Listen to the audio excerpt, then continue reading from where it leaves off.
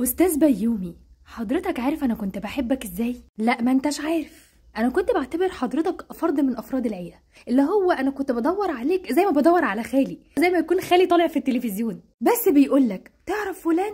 أعرفه. عاشرته؟ لا، يبقى ما تعرفوش. ما هو وقت الشدة المعدن بيبان، المعدن الأصيل بيبان، والمعدن المغشوش برضه بيبان. أنا ما عنديش أي مشكلة إن حضرتك وزمايلك تروحوا المسرحية، ده شغل وده رزق. في اللي مش قادر يصبر على رزقه وعايزه دلوقتي مهما كانت الظروف، مهما كان الحال، وما اقدرش الومه، ده شغل وده رزق. وفي برضه اللي ضحى برزقه وشغله علشان بس هو انسان بيحس مش قادر، وبرضه ما اقدرش الومه.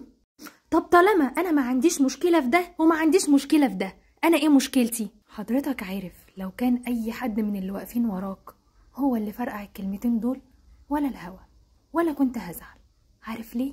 عشان محدش فيهم عنده صداقة وإخوة لمحمد سلام واضحة للجمهور زيك انت رفيق عمر، رفيق مشوار، 7 أجزاء في الكبير قوي يخليك تسكت.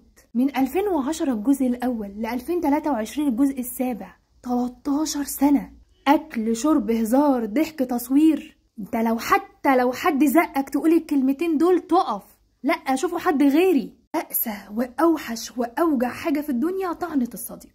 العدو كده كده عارفين إن هو عدو، لكن الصديق أنت بتبقى مديله ظهرك ومطمن إن هو هيأمن لك ظهرك. ده معاك من بعيد بالطبل والزغاريت بتقولي هو اللي بدأ. حضرتك هو كان بيتكلم عن نفسه، لا جاب سيرتك ولا سيرة أي حد تاني. وأقول لك كمان، حضرتك لو ما كنتش طلعت فرقعت الكلمتين دولت لا كنا عرفنا مين رايح ولا مين جاي. بس سبحان الله، هو ربنا خلاك تتكلم علشان نعرف مين اللي هيتحطوا في قائمة المقاطعة. ربنا خلاك تتكلم عشان نعرف مين اللي راح يرقص على روح أطفالنا. يا سيدي عايز تروح روح بس اسكت. عارف يا أستاذ بقش فقش، يعني احنا كلنا خطائين، كلنا بنغلط، بس خير الخطائين التوابين. هو ليه ربنا سامح سيدنا آدم على الرغم ان هو أكل من الشجرة، وخرج إبليس من رحمته لما مرضاش يسجد لآدم؟